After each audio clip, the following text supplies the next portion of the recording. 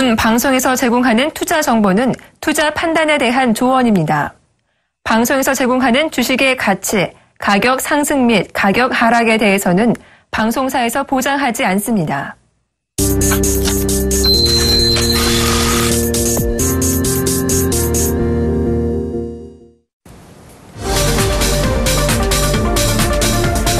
매일매일 한 종목만 추천받아보는 종목 세일즈 오늘도 여러분과 함께합니다. 네, 이번 주는 금통위가 예정돼 있고요. 그리고 다음 주는 미국의 FOMC가 예정돼 있어서 안팎으로 기준금리의 움직임의 시장은 예민해진 상황입니다. 여기에 메르스 확산에 대한 공포감은 좀처럼 사그라들지 않고 있는 상황인데요. 코스피는 장 초반에 2070선으로 반등을 시도했다가 다시 2060선에 발이 묶인 상황입니다. 반면 어제 종가로 7년 5개월 만에 최고치를 경신했던 코스닥은 오늘도 고점을 높이면서 720선을 돌파한 상황인데요. 잘 움직이지 않고 있는 코스피와 많이 오른 코스닥 사이에서 어떻게 대응해봐야 할 것인지 오늘도 멘토 모시고 이야기 나누겠습니다. 함께 하실 멘토부터 화면 통해 소개해드립니다. 네, 오늘 함께 하실 멘토는요. 가치 투자의 전략을 더한 플러스 알파 매매의 달인 오현진 멘토입니다.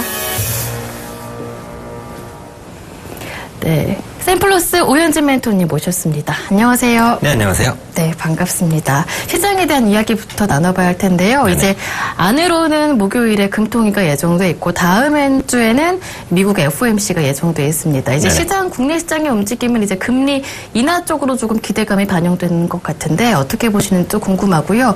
미국에서는 또 금리 인상이 나올 것인지 우려가 높아지고 있는데 네네. 이에 대한 전망도 궁금합니다. 시장 영향도 같이 이야기 들어볼까요? 네, 그래서 말씀해주신 이번 주 금통위와 다음 주 FOMC가 아주 큰 이벤트라고 보시면 될 것 같아요. 그래서 이벤트 결과에 따라서 시장이 상당히 큰 변동성을 보일 가능성이 높습니다. 그리고 이번 주 오늘부터가 될 수도 있겠지만 이제 금통위 전에 금리가 인하가 될지 동결이 될지 모르는 상황이기 때문에 시장이 그에 따라서 이제 급등락을 할 가능성이 높다라고 보고 있고요. 일단 금통위는 금리 동결 가능성이 높다라고 봅니다. 금리를 인하했을 때 지금 실질적인 실익이 별로 없어요. 경기 부양 효과도 기대하기가 조금 힘들고 지금 미리 금리를 인하하게 되버리면 나중에 추가적으로 또 인하를 하기가 어렵겠죠. 훗날 경기 수단을 잃어버린다라는 관점에서 금리는 동결하지 않을까. 그래서 금리를 동결하게 되면 증권주에 이제 실망감이 반영될 수도 있기 때문에 증권주 같은 경우에는 조금 유의를 하셔서 볼 필요가 있지 않을까. 이렇게 이제 판단을 하고 있고요. 금리가 동결된다고 하더라도 지금 가장 큰 이슈는 이제 엔화 약세입니다. 그래서 이 엔화 약세에 하느니 어떻게 대응할지 여부를 좀 주목을 해보셔야 될 것 같아요. 그래서 실질적으로 금리를 만약에 동결한다고 하더라도 이 엔저에 강력하게 대응해서 시장 개입, 구두 개입이라든지 아니면 실제로 엔화를 적극적으로 사고 파는 움직임 이런 것들로 엔저를 방어하겠다. 혹시 이런 멘트가 나오게 된다면 그동안 상당히 낙폭이 컸었던 자동차를 비롯한 이제 일본 경합주의 투자 심리가 호전될 수 있다라는 부분을 좀 생각해 보시면 될 것 같고요. 다음 주 FOMC 회의 같은 경우에는 이제 말씀해 주신 대로 미국의 기준금리 인상 이슈가 다시 한번 부각이 될 텐데 다음 주 FOMC 회의에서는 기준금리를 역시 동결할 가능성이 높죠. 그런데 6월달 FOMC에서 확인할 부분이 이제 금리 인상 시기가 언제일 것이냐 그에 따른 위원들의 논쟁이 많겠죠. 그래서 그 컨센서스가 9월이냐 아니면 12월이냐 아니면 내년이냐 이런 부분들이 이제 확정되기 전까지는 불확실성이 계속된다. 그래서 FOMC 부분에서 가장 주목할 부분은 금리가 오르냐 안 오르냐 그게 중요한 게 아닙니다. 금리가 오르게 된다면 그 오르는 시기가 언제로 이제 그 컨센서스가 형성이 되느냐 이게 가장 중요한 거예요. 그래서 금리가 올라가는 시점이 9월이든 12월이 좀 명확해지면 시장의 불확실성 해소로 가장 긍정적으로 작용할 수 있다라는 부분 그렇게 말씀드리고 싶고요. 끝으로 이번 금통위를 계기로 해서 이제 지금 중소형주에 쏠렸던 이제 시장의 수급이 대형주로 이동할 가능성도 있다라고 보고 있어요. 그래서 만약에 이번 금통위 이후에 시장 친화적인 발언이 나오게 된다면 지금까지 메르스 이슈에 의해서 급등락했던 중소형주 대신에 낙폭과대 대형주들의 수급이 유입될 수도 있기 때문에 이번 주 금통위가 아주 시장 수급의 전환 포인트가 좀 되는 이벤트가 되지 않을까 판단하고 있습니다. 네. 이틀 후에 열리게 되는 목요일에 있을 금통위에서 금리 동결 가능성이 높다고 예측하셨습니다. 다만 엔저에 대한 언급이 나오게 된다면 시장은 긍정적으로 반영할 수 있다 말씀해 주셨고요. 금통위를 전후로 해서 낙폭 과대주로 매기가 쏠리게 되면서 시장 기로를 지나게 되지 않을까 전망해 주셨습니다. 시장에 대한 이야기를 먼저 나눠봤고요. 오멘토님의 포트폴리오를 이어서 확인하겠습니다. 네, 멘트가 멘토 포트폴리오가 열렸는데요. 휴캠스가 5.7% 손실을 보고 있습니다. 보유 의견은 그대로 유지되고요. 지난번에 받았던 아프리카 TV가 벌써 수익을 냈습니다. 목표가 터치해서요. 현재 18% 넘는 수익을 내고 있습니다. 네, 아프리카 TV가 정말 빠르게 올라왔는데요. 이렇게 네네. 급등할 수 있었던 이유는 어디에 있었는지요? 네, 아프리카 TV부터 먼저 AS를 해드리면 사실 네. 이렇게까지 이제 빨리 올라오려고 생각해서 말씀드렸던 부분은 아닌데 최근에 이제 메르스 확산 이슈가 좀 지속이 되다 보니까 네, 비대면 관련주로 뜨게 된 건가요? 네, 맞습니다. 그래서 아프리카 TV, 그러니까 메르스 확산되면 아무래도 사람들이 외출을 좀 덜 하겠죠. 네. 취미생활을 즐긴다고 해도 집안에서 이제 즐길 가능성이 높습니다. 근데 아프리카 TV라는 뭐 컨텐츠 자체가 보통 PC를 통해서 혹은 모바일을 통해서 방송을 시청하는 것이기 때문에 누구와 함께하기보다는 혼자 사는 경우가 많아요. 그렇기 때문에 말씀해주신 대로 이제 비대면 관련주 수혜를 받으면서 단기간에 좀 급등을 하면서 목표가를 터치한 모습이다 이렇게 보고 있고요. 잠시 차트 보면서 대응 방법 말씀드리도록 하겠습니다. 네, 지난주 언급드린 이후에 이제 1인 가구 수혜주와 메르스 관련 이슈가 함께 좀 반영이 되면서 단기간에 조금 많이 올라왔어요. 단기간에 많이 올라왔기 때문에 현재 시점에선 조정 후에 갈 가능성도 있다라고 보지만 장기적인 성장성, 지난주에 뭐 말씀드렸었던 부분, 컨텐츠가 추가된다라든지 아니면 모바일 사용자가 증가하고 있는 부분들 감안을 했을 때 목표가를 터치했지만 추가적인 상승이 좀 가능하지 않겠냐 이렇게 판단을 하고 있습니다. 그래서 지금 아프리카 TV 같은 경우에는 목표가를 28,000원으로 상향 조정을 하도록 하겠습니다. 그래서 28,000원은 이전 고점 부근에 딱 매물대가 되는 가격이에요. 그래서 단기적으로 상승을 추가적으로 한다고 해도 28,000원 부근을 상향 돌파하기는 쉽지 않을 것 같고요. 1차적인 반등이 한 번 더 나오게 된다면 전 고점인 28,000원 부근 한번 터치할 수 있지 않을까. 그래서 목표가 상향 의견으로 좀 말씀드리도록 하겠습니다. 두 번째로 휴캠스 보도록 하겠습니다. 정말 오래전 보유하고 있는 종목인데 이건 기술적으로 말씀드릴 필요가 있을 것 같아요. 그래서 지난번에 이제 AS를 드릴 때 궁극적으로 이 상승하는 추세를 하향 이탈을 하지 않아야 반등을 한다라고 말씀을 드렸는데 아쉽게도 하향 이탈이 됐습니다. 기술적으로 추가적으로 밀릴 구간이었고요. 그렇다면 이제 두 번째로 지지를 기대할 수 있는 구간이 딱 지금 구간입니다. 이전 매물대를 딛고 반등하는 모습이 나타나고 있기 때문에 현 수준에서 반등에 성공한다면 이제 26,000원, 26,500원 정도까지도 올라갈 수 있다라고 보고 있고요. 네. 탄소 배출권에 대한 부분들 계속해서 말씀드렸기 때문에 추가로 말씀드리진 않겠고 손절가 24,500원 하향 이탈하기 전까지는 홀딩 관점으로 말씀드리도록 하겠습니다. 네, 아프리카 TV 좀 궁금한 점이 있어서 말씀드리는데요. 메르스 관련주라고 말씀해 주셨잖아요. 네네. 그런데 마스크주나 백신주나 급등락이 나타났었거든요. 변동성이 굉장히 컸는데 아프리카 TV는 그래도 꾸준하게 상승세를 유지했네요. 네, 아프리카 TV가 사실 이 메르스 관련주 좀 엮여서 올라가겠는데 그것만 호재가 있었던 부분은 아니에요. 그래서 아까 말씀드렸듯이 1인 가구 증가에 대한 수혜, 콘텐츠 다변화에 대한 수혜, 그리고 어젠가요? 어제 그저께 이제 아프리카 TV 자사주 매입 공시가 나왔습니다. 약 15,000주 정도의 자사주 매입을 결정을 했거든요. 그런 부분들은 역시 주가의 호재로 작용을 했다라고 보시면 될 것 같고 100% 메르스 이슈에 의해서 올라간 게 아닙니다. 그래서 자체적인 모멘텀에 의해서 올라오고 있었는데 메르스에 대한 모멘텀이 이제 플러스 알파적인 개념으로 더해지면서 올라왔기 때문에 안정적인 상승을 보여줬던 게 아닌가 판단하고 있습니다. 네.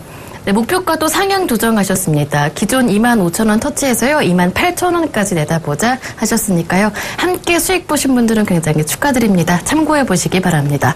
이어서 오늘의 관심 종목이 궁금해집니다. 지금 바로 열어보겠습니다. 네, 오현진 멘토가 오늘 집중하시는 종목은요. 바로 스카이라이프입니다. 네, 스카이라이프는 국내 위성 방송 업체인데요. 현재 시점에서 주목하는 모멘텀은 어디에 있는지요? 네, 스카이라이프 이제 많은 분들이 아실 것 같은 종목이에요. 집에서 이제 스카이라이프 보시는 분들도 꽤 되지 않을까 이렇게 판단을 하고 있고요. 일단 스카이라이프는 무선통신 중계를 위한 인공위성 방송을 주로 하는 업체입니다. 이게 바로 일반 케이블 방송과 차이입니다. 주체적으로 쓰이는 중계기가 인공위성이라는 거죠. 그래서 케이블 선을 활용하는 방송이 아니다라는 부분들 생각해 보시면 되겠고, 그렇다면 이 위성 방송을 하는 장점이 뭐냐? 지상파와 다르게 중계시설이 없이 전국에 동시적으로 이제 방송을 송출할 수가 있습니다. 방송의 가시권역이 그만큼 넓다라는 거죠. 위성을 통해서 사용하기 때문에 수신을 못 받는 지역이 거의 없다라고 보시면 됩니다. 그래서 방해 전파라든지 지역적 난시청 등을 강하게 좀 해소할 수 있고요.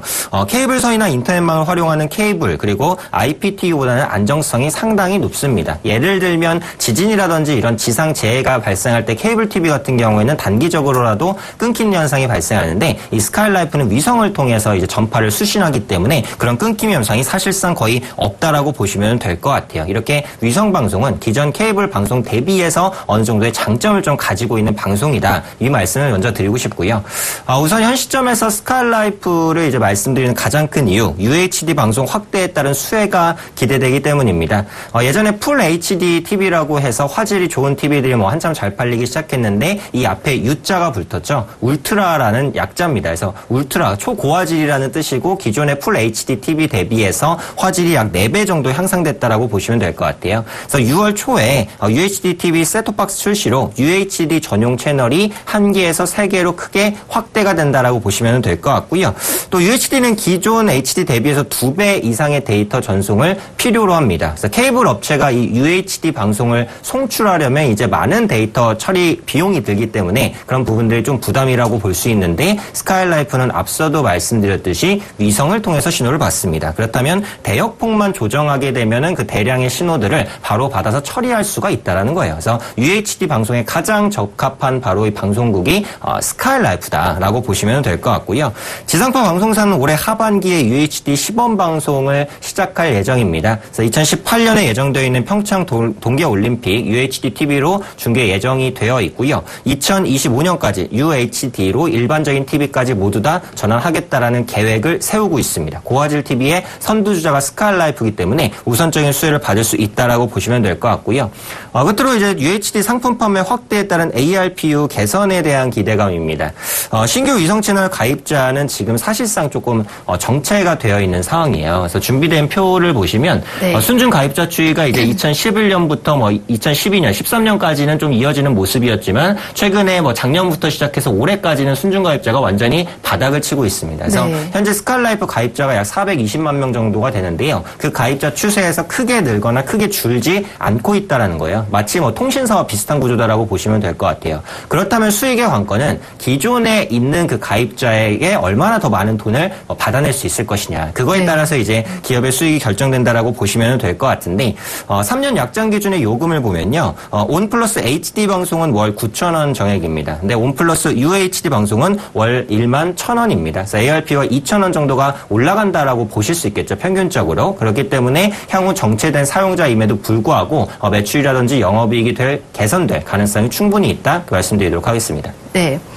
네, 그런데 이제 이번 달부터 유료 방송의 합산 규제 개정안이 시행이 되잖아요. KT 입장으로 본다면 신규 가입자를 유치하는 데는 조금 제약이 있을 것 같아서 우려가 많았었는데 앞서 말씀해 주셨듯이 기존 가입자에서 어느 정도 수익을 낼 수 있느냐가 관건이라면 우려는 조금 덜었다고 봐도 되는지 궁금합니다. 네, 그래서 최근에 이제 스카이라이프의 주가를 상당히 우하향시켰던 그런 악재가 이제 또 합산 규제라는 부분이 있어요. 그래서 네. 이 부분에 대해서 좀 설명을 드려야 될 것 같은데 올해 초에 합산 규제를 포함한 IPTV 법안이 국회를 통과를 했습니다. 이게 뭐냐면 특정 사업자가 복수의 유료 방송을 운영을 했을 때 합산 점유율이 33.3%를 넘으면 안 된다라는 거예요. 그래서 시장에서 과점이나 독점을 좀 막겠다라는 관점에서 공정 경쟁에 대한 부분을 강조한 것이다라고 보시면 될 것 같은데 현재 KT의 스카이라이프와 올레TV 두 방송을 합치게 되면은 전국에서 점유율이 29% 정도에 육박합니다. 네. 33%에 가까운 거예요. 그래서 33%가 넘어가면 더 이상 모집을 할 수가 없으니까 이 부분이 스카이라이프의 발목을 잡을 것이다라는 관점. 그것 때문에 주가도 상당히 많이 세게 밀리기도 했는데요. 하지만 앞서 말씀드렸다시피 아까 순사용자를 제가 보여드렸죠. 현 시점에서 신규 가입자를 확보하기가 사실상 어려워요. 네. 그래서 이 합산 규제가 없어도 현재 스카이라이프가 33%의 점유율을 확보할 가능성은 거의 없다라고 보시면 될 것 같아요. 그래서 이 부분을 실질적으로 신경 쓰지는 않아도 된다라고 판단을 하고 있고요. 또 합산규제법이 이미 통과가 됐습니다. 그래서 시행이 될 거예요. 그동안 주가를 크게 눌렸던 악재가 해소가 된 거죠. 그래서 불확실성 해소 관점에서는 오히려 좋다. 이렇게 이제 평가하셔도 좋을 것 같습니다. 그래서 반면에 이제 긍정적인 부분 살펴보면 플랫폼 매출 같은 경우는 완만한 성장세를 지속하고 있거든요. 올해 홈쇼핑 송출 수수료가 약 10% 정도 증가할 것으로 보입니다. 이 홈쇼핑 송출 수수료는 케이블 방송 그리고 위성 방송 사업자에게는 아주 중요한 매출원이기 때문에 이 수수료의 인상은 직접적인 수익성 개선 우선으로 연결될 수 있을 것이다라고 보시면 될 것 같고요. 또 제7 홈쇼핑이 이제 좀 있으면은 출범을 합니다. 그에 따라서 홈쇼핑 수수료를 추가로 더 받을 수 있을 것 같고 또 티커머스 채널의 성장에 따른 부가 수익도 기대가 됩니다. 티커머스라는 건 이제 TV를 통해서 리모컨 조작으로 물건을 구매하는 거예요. 예전에는 그러니까 홈쇼핑을 보면 이 제품을 살지 말지 그것만 결정할 수 있었죠. 그런데 지금은 홈쇼핑 채널을 보면서 다른 상품은 없는지 혹은 지나간 홈쇼핑에서는 뭘 판매했는지 이런 부분들을 리모컨 조작으로 볼 수 있다는 겁니다. 예전보다는 상품 구매 가능성이 더 높아졌죠. 이런 부분에 따라서 부가 수익이 나타날 수 있을 것이다라고 보고 있고 또 요즘에 VOD 다시 보기 서비스의 매출도 증가하고 있습니다. 요즘에 바쁜 현대인들이 많다 보니까 이제 뭐 내가 보고 싶은 드라마 월화 밤 10시에 한다고 월화 밤 10시에 딱 집에 있기가 어려워요. 그래서 그런 부분들의 방송을 다시 보는 VOD 다시 보기 서비스가 상당히 고성장을 보여주고 있고 일주일 이내에 VOD 다시 보기를 이용하려면 이제 스카이라이프에 500원이든 1000원이든 이제 단평당 사용료를 계속해서 내야 됩니다. 그래서 이런 부분들에 의한 매출 증가도 기대된다라는 관점 말씀드리도록 하겠습니다. 네. 네, 오히려 합산 규제가 스카이라이프에 저가 매수 기회를 제공하는 것 같은데요. 그런데 스카이라이프는 현재 KT와의 협업도 추진하고 있다면서요. 어떤 부분인가요? 네, 맞습니다. 그래서 그 부분이 어떻게 보면 오늘 말씀드리는 가장 큰 모멘텀이라고 할 수 있을 것 같아요. 네. 그래서 스카이라이프가 2009년 정도에 KT로 인수가 된 이후에 KT와의 시너지가 좀 나타나고 있는데 최근에 있어서는 KT가 스카이라이프와의 시너지를 좀 극대화하려는 모습들 컨퍼런스 콜에서도 밝혔습니다. KT가 앞으로 스카이라이프와 협업을 적극적으로 추진을 하겠다. 그게 밝힌 만큼 그에 따른 수혜가 기대된다라고 말씀드리고 싶고요. 우선 KT의 기가토피아 구축을 위해서 위성망을 아주 적극적으로 활용할 것으로 보입니다. 고화질 동영상 컨텐츠 수요가 증가하면서 최근에 그 트래픽이 아주 대폭적으로 증가하고 있다라고 보시면 될 것 같고요. 또 인터넷망으로 부족한 부분을 위성으로 대체를 하는데 이 위성은 주파수 대역 변경으로 고화질 동영상을 빠르게 전송할 수 있습니다. 이게 기존 케이블 대비 위성의 강점이다라고 보시면 될 것 같고요. 또 KT그룹 내에서 그렇다면 스카이라이프의 입지가 계속해서 강화가 되겠죠. 그러니까 KT는 지금 이제 점점 더 빠른 속도를 구현하려는 기가토피아 시대를 구축을 준비를 하고 있는데 그 기가토피아 시대 구축에 있어서 스카이라이프가 아주 강력한 발판 역할을 할 수 있을 것이다라고 보시면 될 것 같고요. 또 UHD TV를 운영하고 또 전용 콘텐츠도 자체적으로 제작을 할 것으로 보입니다. 그래서 KT 주도로 UHD TV의 도입 그리고 보급을 계속해서 좀 확대시킬 수 있을 것으로 보이고요. 아무래도 스카이라이프 가입자보다는 통신사 KT 가입자가 당연히 훨씬 더 많아요. 그렇기 때문에 현재 KT의 마케팅력을 이용을 한다면 기존의 스카이라이프 가입자를 뭐 늘리거나 아니면 기존 가입자를 통한 부가 수익을 내는데도 좀 도움이 될 만한 여러 가지 어떻게 보면 도움들을 얻을 수 있을 것이다라고 보고 있고요. 또 KT의 자금력을 활용해서 전용 콘텐츠를 개발할 것으로 보여지고 있습니다. 독자적인 콘텐츠 구축만 잘 된다면 매니아층을 끌어들일 수 있다는 측면도 역시 플러스적인 요인으로 가져가시면 좋겠고요. 끝으로 지금 안정적인 신용등급으로 인해서 향후 원활한 자금 조달도 기대가 됩니다. 그래서 스카이라이프의 안정적 신용등급, 지금 2A- 신용등급을 받고 있는데 상당히 높은 신용등급이거든요. 이렇게 높은 신용등급을 받을 수 있는 이유 중에 하나가 바로 모회사가 KT이기 때문입니다. 앞으로도 스카이라이프는 KT라는 큰 우산을 계속해서 쓰고 있을 가능성이 높기 때문에 그에 따라서 기업의 안정성은 더 레벨업되는 것이다라고 보시면 될 것 같고요. 올해 4월 600억 규모의 회사채 수요 예측이 상당히 흥행을 보였습니다. 그래서 금리가 1% 후반에서 거의 2%대에서 결정이 났어요. 앞으로도 발행하는 채권마다 금리가 상당히 싸게 매겨질 가능성이 높습니다. 그래서 싼 가격에 충분한 자금을 공급받을 수 있는 이 스카이라이프의 안정적인 경쟁력, 향후 신사업을 확보할 때 이제 자금 확보하기도 좋겠죠. 그래서 이런 부분들 역시도 스카이라이프의 이제 안정성을 더해주는 요인이다. 이렇게 보시면 될 것 같습니다. 네. 가장 기대가 되고 있는 KT와의 협업 부문에 대해서 한번 알아봤고요. 추가적인 모멘텀이 있다면 어떤 것들이 있을까요? 그래서 사실 지금 스카이라이프의 모멘텀 많이 말씀을 드렸는데 무엇보다도 가장 큰 모멘텀은 그동안 주가가 너무 많이 빠졌다. 이 부분입니다. 그래서 낙폭과대에 따른 가격 매력이 본격적으로 부각될 위치다라고 보시는데요. 두 번째 표는 국내 유료방송 사업자의 2년간 주가 추이입니다. 그래서 13년 4월을 기점으로 보시면 현대 HCN과 스카이라이프, CJ 헬로비전의 주가를 봤을 때 스카이라이프의 주가만 다른 주가 대비해서 훨씬 동떨어지게 많이 떨어져 있는 모습이에요. 그래서 밸류에이션 매력이 지금 상황에서는 충분히 부각이 될 만한 위치다라고 보시면 되겠고요. 현재 주가가 PE가 PBR 14배, PBR 1.8배 수준으로 역사적 저점까지 떨어져 있습니다. 그래서 현재 시점에서는 하방 경직성이 아주 강하게 튼튼하게 확보되어 있다라고 보시면 되겠고요. 배당 성향이 30% 수준이에요. 배당 성향이라는 것은 이제 버는 돈 대비해서 배당을 얼마나 주냐인데 100원을 벌면 30원을 배당을 합니다. 그만큼 주주환원 정책에 적극적이다라고 보시면 되겠고 시가 배당률이 2.5% 정도 기준금리 대비해서는 상당히 높다라고 보시면 되겠고요. 향후에 신규 가입자 확보를 위한 노력보다는 기존 가입자에게 수익을 창출하는 노력들을 계속해서 보여줄 것으로 보이기 때문에 향후 마케팅비도 완만한 감소세 보여줄 수 있지 않을까 판단하고요. 또 우수한 재무구조와 꾸준한 현금 흐름도 유지가 되고 있습니다. 매년 영업활동 현금 흐름이 1,500억 정도 창출이 되고요. 또 이 B2C 기업 같은 경우는 소비자로 돈을 받기 때문에 채권으로 돈을 받는 것보다 훨씬 더 좋아요. 그래서 이런 부분에 있어서 안정성도 확보했다 말씀드리도록 하겠습니다. 네, 그렇다면 스카이라이프의 실적은 어떤지 한번 열어보고 확인을 해보고요. 차트까지 확인하면서 가격 전략까지 이어서 들어보겠습니다. 네, 그래서 스카이라이프의 실적 이제 화면에 보시면 나타나 있는데 보시는 대로 이제 뭐 그렇게 큰 영업이익이나 당기순이익의 개선이 나타나냐 네. 그렇지는 않습니다. 네. 다만